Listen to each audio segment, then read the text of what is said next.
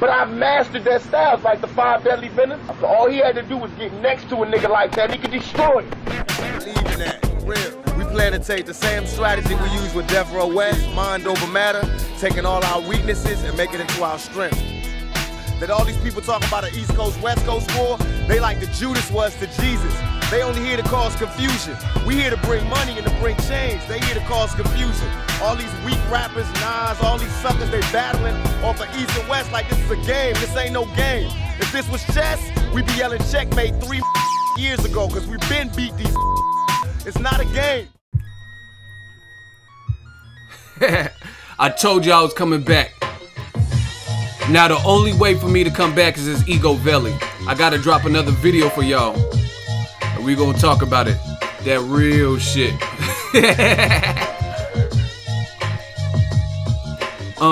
From the cradle to the grave. Yeah. This is where I come in. Yo, look. June 16, 1971, mama gave birth to a hell-raising heavenly son. You see, the doctor tried to smack me, but I smacked him back. My first words were thug for life and Papa passed the Mac. I'm busting on these motherfuckers bowling. Listen, you can hear my mini 14 curling from out the window of my drop top. I got my Glock cock busting and niggas, when will it stop? Hey yo, cut that shit off. From the cradle to the grave.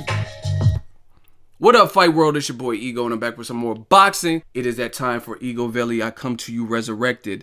Let's talk about it. Now, the second biggest fight of this year, 2015, without a doubt in my mind, Cotto versus Canelo. Great fight. I have no complaints. Fight's taking place at a catchweight of 155. I'm not a big fan of catchweights. However, in this current climate of boxing, catchweights are a thing that we as boxing fans and a community have to deal with. So, because I know Miguel Cotto is not a huge middleweight and Canelo's never fought at middleweight, I'm like, whatever, good fight. And I really want to look forward to this particular fight. Now, a piece of news came out, courtesy of Bob Arum. I think Robert Garcia had something to say about it as well. And Arum was basically saying the winner of Timothy Desert Storm Bradley versus Brandon Bam Bam Rios might be in line for the Cotto versus Canelo winner. So basically the two winners of November in those two HBO and HBO pay-per-view fights face each other in 2016.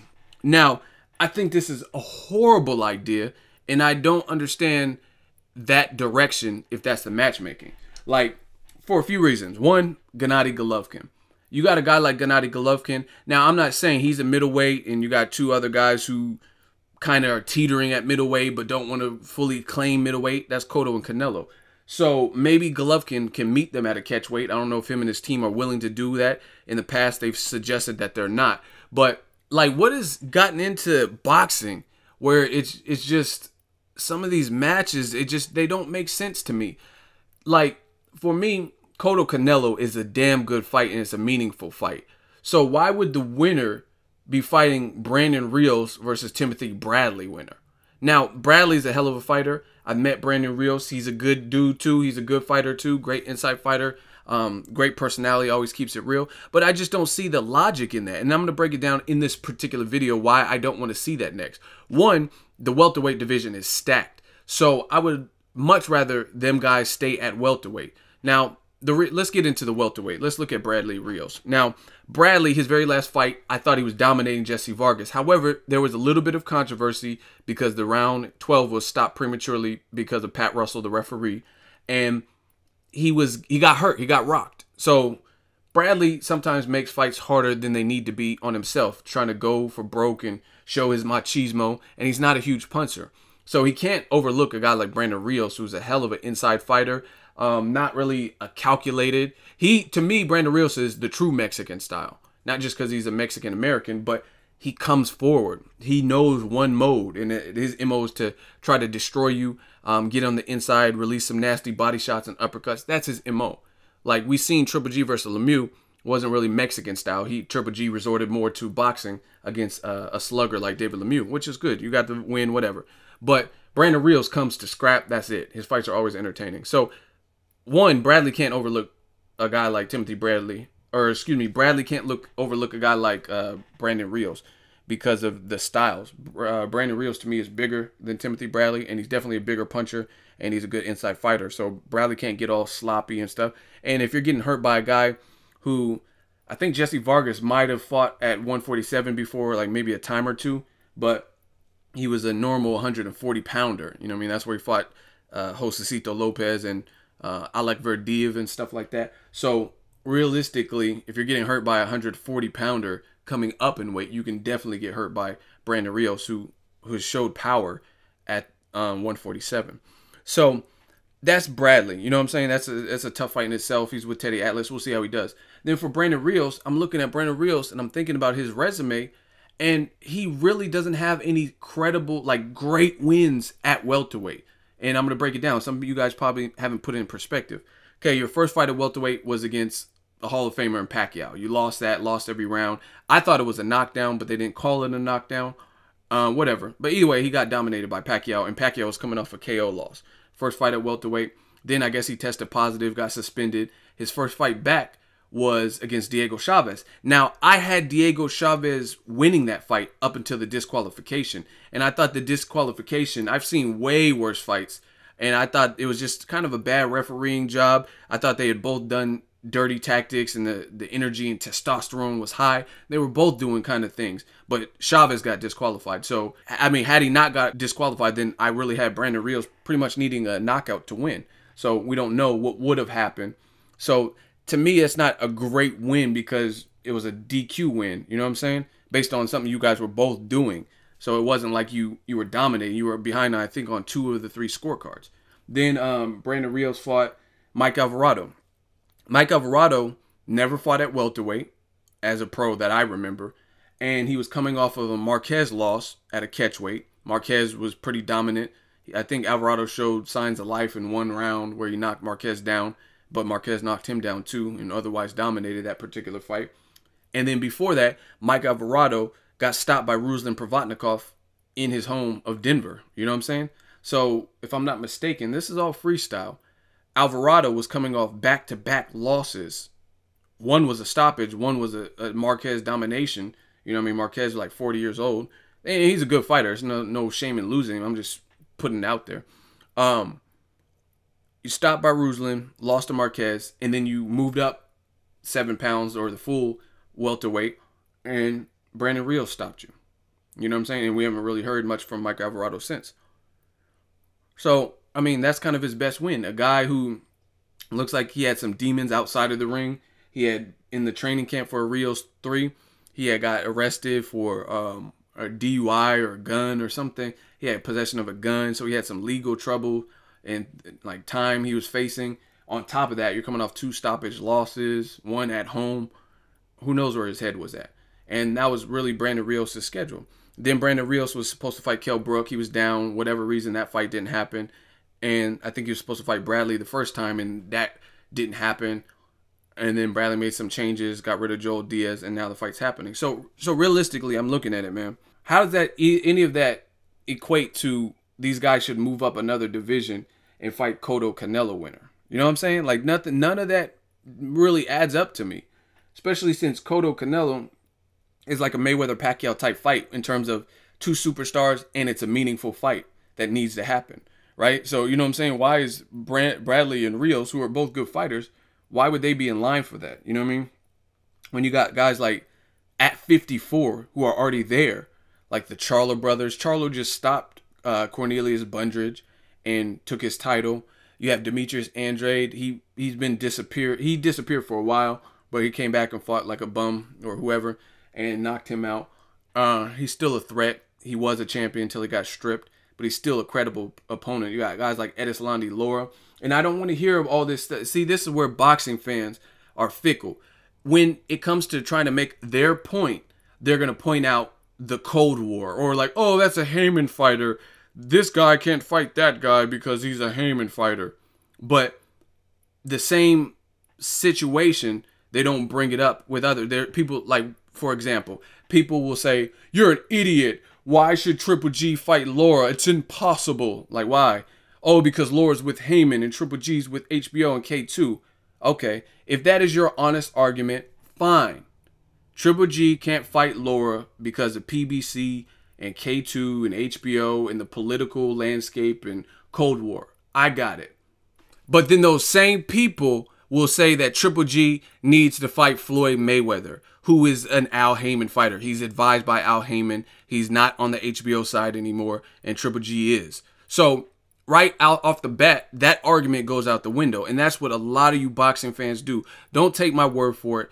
Ask these same questions. When you see people say, oh, Laura and Triple G can't work because of promotional issues, then they'd say other fights need to happen, and they have the same promotional blocking. Like, why can't Triple G fight Laura because he's with Heyman, but you're saying Mayweather's a bitch because he won't fight Triple G, who's also with Heyman? It's the same political landscape. You know what I mean? Or Adonis Stevenson and Kovalev.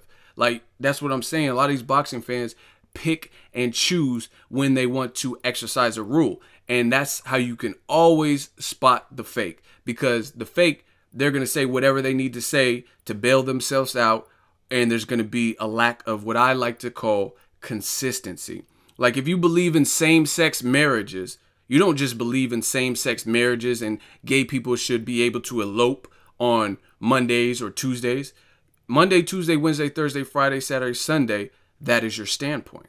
You believe in abortion. You believe in the death penalty. These things don't change over, you know what I'm saying? Like, depending on what day it is or depending on who's asking you. This is your standpoint. So a lot of people in boxing will argue like, hey, this is my standpoint. I want to see the best fight the best or whatever. But when it comes to their fighter, then they don't use the same criteria. It's a bunch of double standards. So back to this Cotto Canelo winner facing Bradley Rios winner. It's just, it doesn't make any sense to me. Another thing is Brandon Rios.